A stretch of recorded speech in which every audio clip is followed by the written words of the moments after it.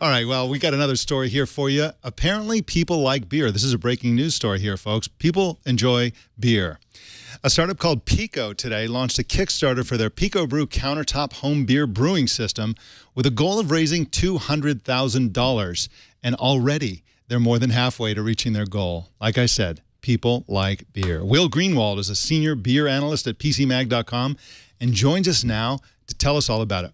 Welcome to the show. Hi, Mike. The PicoBrew is actually a company that's been around for a little bit. They put out something called the Zymatic about a year or two ago, and it's a microbrew system that's completely encapsulated in like a big box that does all the brewing with the components you put in just automatically. This takes it a step further and basically does sort of beer K-cups. You get these big Pico packs, and you slide them right into the machine, and in a few hours, it brews beer. Of course, after that, you still need to wait a couple weeks for it to ferment, but that's just how beer works. So I read that unlike the like little Nespresso or K-cup packets, what goes into the PicoBrew is compostable. Is that the case? That this doesn't have the same sort of ecological problems? Yes, they came by the lab to show me some of their early hardware, and the packs they were demonstrating had they were made of plant fiber rather than plastic, so they should be compostable. One of the fascinating things about this, of course, for anybody who's made beer at home, there's basically two general categories. There's probably more than that, but basically there's full grain brewing. If you're really hardcore, you use the full grain. If you're not, you use sort of like a syrup, where it's already been processed and then condensed. This uses the whole grain system, right? You're dumping barley into this container to make this beer, right? Yes. In fact, the pods they're going to sell are licensed from different actual breweries and brewmasters. So basically, they're recipes so you can make the beer at home of the craft beer you like to get at the store. So is this easier? Based on what you've seen so far, I know you haven't been able to test it, but does this look like it's actually going to be easier than home brewing, which involves all kinds of, sanitizing and making sure that the bottles are extra clean? And I guess that's part one of my question. And part two is, why, if these are pre-packaged packs, why wouldn't you just go buy a 6-pack at the store? Well, it's still really home brewing. So it's just the machine automates the brewing process of the temperature, putting the different ingredients together in the right time.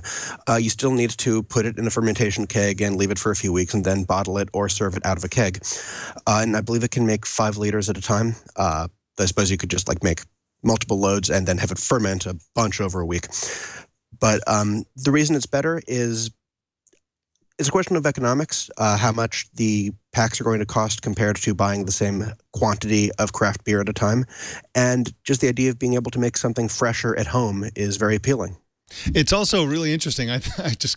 My mind is blown by the concept. Of course, as you pointed out, every style of beer involves not only ingredients, but how long the liquid is held at what temperature, and then it's brought to another temperature and so on, and all that is just in software. It's all just uploaded to the device from your smartphone, I imagine.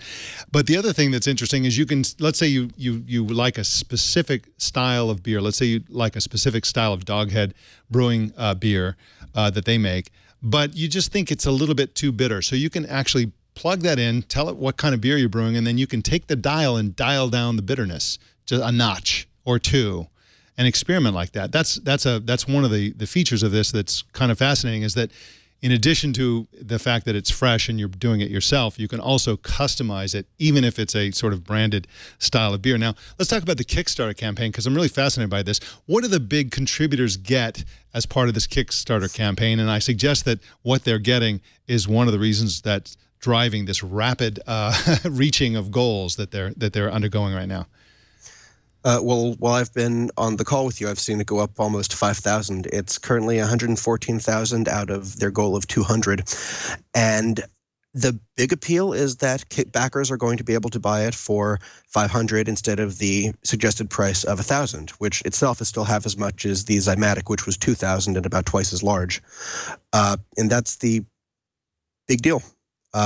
Now, if you get higher, you can get sort of multiple units and even get into their developers program to sort of make your own microbrewing recipes that you can then license and sell through this.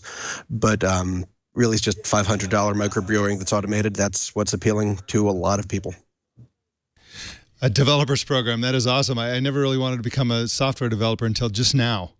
So this looks really cool. I can't wait till everything works this way. Just sort of print everything that you want to eat and drink.